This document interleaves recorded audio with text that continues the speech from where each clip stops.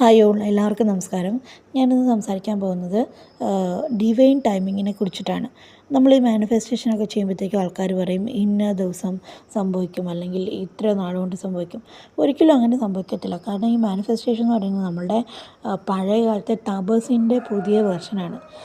നമുക്ക് കഥകൾ പറയുകയാണെന്നുണ്ടെങ്കിൽ ഇപ്പം രാവണൻ്റെ കഥ. രാവണൻ എന്ന് പറയുന്നത് യുഗങ്ങളോളം തപസ് ചെയ്ത ആളാണ്.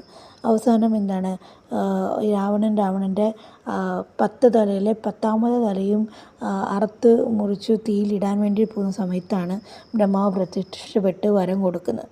അപ്പം നമുക്കിപ്പം ഒരു കാര്യം സാധിക്കണം എന്നുണ്ടെങ്കിൽ അതിന് അതിൻ്റേതായൊരു സമയം കൂടി ഉണ്ട്. അതിനാണ് ഡിവൈൻ ടൈമിംഗ് എന്ന് പറയുന്നത്. ശരിക്കും മാനിഫെസ്റ്റ് ചെയ്യുമ്പോഴത്തേക്കും നമ്മളൊരിക്കലും യൂണിവേഴ്സിൻ്റെ അടുക്കൽ എനിക്ക് ഇന്ന സമയത്ത് കിട്ടണം, അങ്ങനെ നമ്മൾ വാശി പിടിക്കാൻ പാടില്ല. ഇപ്പം നമ്മൾക്ക് കിട്ടണം എന്നുള്ള ഒരു മെസ്സേജ് നമ്മൾ തീർച്ചയായിട്ടും കൊടുക്കണം. പക്ഷേ ഇത്ര സമയത്ത് ഇത്ര നാളിനുള്ളിൽ കിട്ടണം എന്ന് പറഞ്ഞിട്ട് വാശി പിടിച്ച് കഴിഞ്ഞാൽ അത് ചിലപ്പോൾ നടക്കണം എന്നില്ല.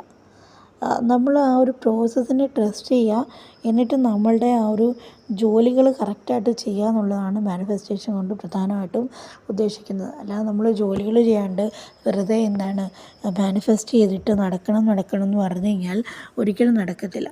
ഇപ്പോൾ നമ്മൾ ജോലികൾ ചെയ്താലും അതിൻ്റേതായിട്ടുള്ള കറക്റ്റ് ദൈവികമായിട്ടുള്ള സമയമുണ്ട്. ആ ദൈവികമായിട്ടുള്ള സമയത്ത് ആയിരിക്കും എല്ലാം സംഭവിക്കുക. അല്ലാതെ നമ്മൾ വെറുതെ കറക്റ്റ് ഇന്ന സമയത്ത് നടക്കണമെന്ന് രാവണൻ്റെ പോലെയൊക്കെ വാശി പിടിച്ചുകൊണ്ടിരുന്നിട്ട് യാതൊരു കാര്യമില്ല. നമ്മളിപ്പോൾ പ്രാർത്ഥിക്കുന്നു. ഇപ്പം ഞാൻ തന്നെ ഇപ്പം ഇനി 21 ദിവസം കൊണ്ട് 21,000 രൂപ കിട്ടണം. അപ്പോൾ ചിലപ്പം എനിക്കത് 21,000 രൂപ ലിക്വിഡ് മണിയായിട്ട് കിട്ടിയെന്ന് വരത്തില്ല. പക്ഷേ പകരം അതിന് വേണ്ടിയിട്ടുള്ളൊരു വഴിയായിരിക്കും തുറക്കുന്നത്.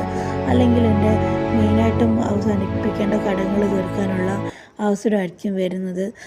അങ്ങനെ എന്തെങ്കിലും ഒരു ഓപ്പർച്യൂണിറ്റി ആയിട്ടും അത് വഴി തുറക്കാം. അപ്പം ഞാൻ ഈ ഡിവൈൻ ടൈമിനെ കുറിച്ച് എൻ്റെ ബുക്കിൽ വളരെ ഡീറ്റെയിലായിട്ട് എഴുതിയിട്ടുണ്ട്.